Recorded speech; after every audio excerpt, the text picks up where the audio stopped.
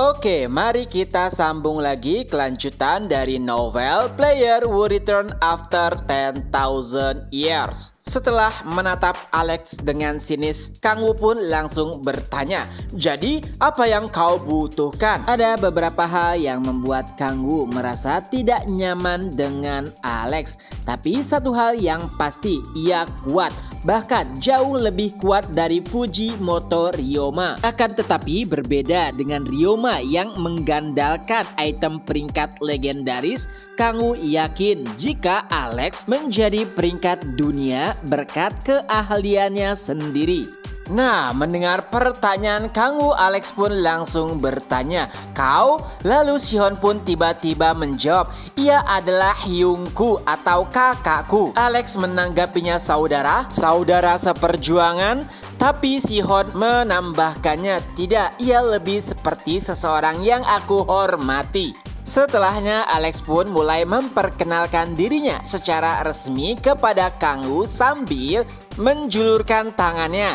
Dan saat Kang Woo menanggapinya, sesaat wajah Alex pun mengeras. Lalu ia pun berkata, "Seperti yang diharapkan, pasti ada alasan kenapa pedang naga mengikutimu." Kang Woo pun menanggapinya, "Ya, aku berusaha untuk menjadi seorang kakak yang tidak memalukan bagi adiknya." Setelahnya sambil menatap orang-orang yang berada di sekitar Sihon, Alex pun kembali berkata, "Oh, kalian pasti merupakan anggota party dari Kim Sihon. Aku ingin mengenal kalian semua." Mereka pun mulai berkenalan satu sama lain. Dan setelahnya tanpa basa-basi, Kang Woo pun bertanya, "Jadi apa tujuanmu jauh-jauh datang dari Eropa ke negara Korea?"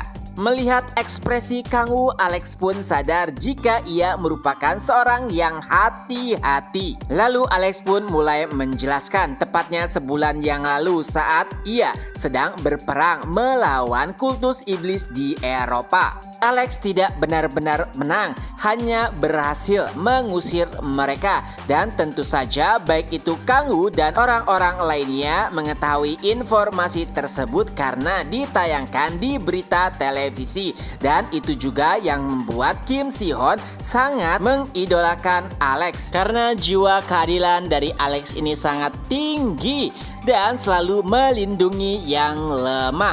Alex juga menjelaskan jika saat ini ia sedang diburu oleh kultus iblis tepat setelah insiden sebelumnya. Kang Woo pun mulai menganalisa, apakah ia ingin meminta bantuan kepada Sihon? Tentu saja tidak. Sihon saat ini masih lemah walaupun potensinya tinggi. Kang Woo sempat menanyakan hal tersebut langsung kepada Alex. Lalu Alex menjelaskan jika dirinya tidak membutuhkan perlindungan dari Kim Sihon dan ia sudah memiliki organisasi yang melindunginya. Organisasi tersebut disebut Guardian. Walaupun belum terkenal, bisa dipastikan organisasi tersebut adalah harapan terakhir manusia. Jadi Sihon, apakah kau mengetahui sesuatu tentang Guardian? Nah, tentu saja informasi tersebut membuat terkejut Kang Woo dan juga Sihon. Karena di dalam sistem yang dimiliki oleh Sihon ada petunjuk terkait dengan Guardian dan ia juga termasuk salah satunya.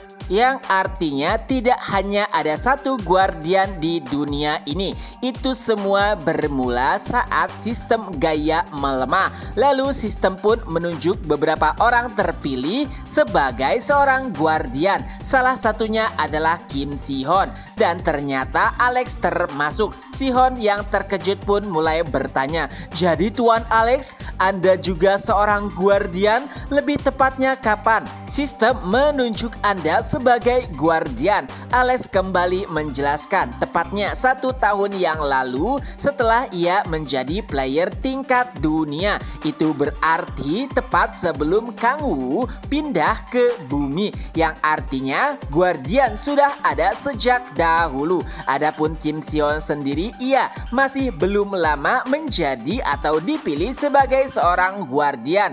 Dan tujuan Alex kesini adalah untuk mengundang langsung Kim Si-hyun agar bergabung dengan organisasi guardian. Dan Alex bahkan meyakinkan dan menjanjikan jika Kim Si-hyun bisa bertambah kuat jika bergabung dengan organisasi tersebut.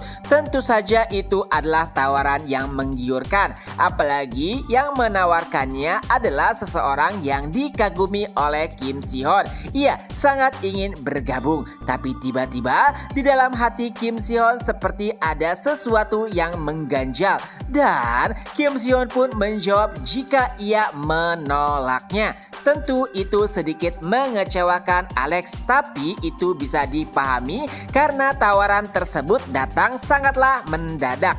Alex pun memberikan sebuah kartu nama dan berkata, jika kau berubah pikiran maka hubungi saja aku karena aku akan berada di Korea hingga beberapa waktu. Di sisi lain terlihat notifikasi sistem pada Kang Woo, dan ternyata Kang Woo menggunakan kekuatan subordinasi untuk membuat Kim Si-hyun menuruti perintahnya. Ada pesan di dalam sistem, subordinasi berhasil diaktifkan. Kang Woo sadar jika Alex adalah sosok yang baik, tapi itu tidak cocok dengan Kim Si-hyun. Jika diibaratkan, Alex merupakan pedang yang bersih putih, tapi Kang Woo tidak ingin memiliki pedang yang bersih karena pedang yang bersih hanyalah logam. Oleh sebab itulah Kang Woo ingin menjadikan Si-hyun sebagai pedangnya, tapi tentu saja bukan pedang yang bersih. Dan dari percakapan sebelumnya, Kang Woo pun sadar bahwa tidak baik jika membiarkan Alex kembali bertemu dengan Si-hyun. Memang benar Si-hyun bisa dikendalikan oleh Kang Woo, tapi itu membuatnya tidak nyaman. Oleh sebab itulah lebih baik untuk bisa mengusir Alex. Setelahnya Kang Woo pun mengikuti kemana Alex pergi. Di sini terlihat Alex agak kecewa karena tawarannya ditolak. Tapi ia tidak putus asa dan akan kembali untuk meyakinkan Si-hyun. Melihat hal tersebut, Kang Woo pun bergumam, dia adalah orang yang gigih. Tapi tiba-tiba Alex pun berkata, "Siapa di sana? Keluar kau!" Awalnya di sini Kang Woo mengira jika dirinya ketahuan, tapi ternyata ada orang lain yang mengikutinya.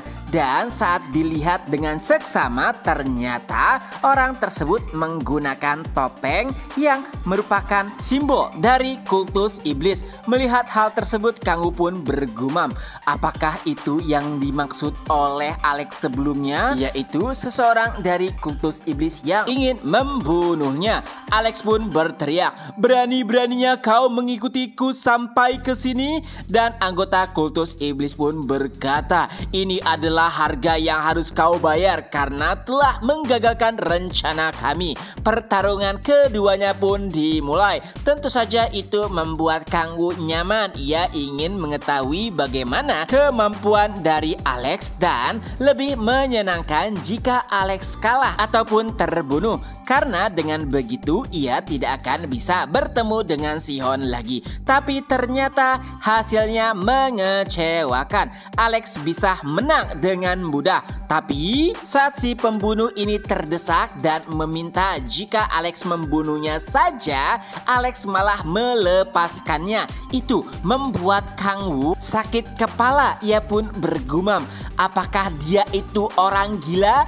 Bagaimana bisa ia berkata akan memaafkan seseorang yang baru saja hendak membunuhnya? Perkataan Alex terdengar seperti omong kosong bagi Kang Woo karena ia berkata, "Aku tidak akan membunuhmu, tapi bertobatlah dan akui dosa-dosamu." Dan dengan itu pula chapter pun berakhir. Nah, itulah kelanjutan dari novel Player Who Return After 10,000 Years. Semoga terhibur.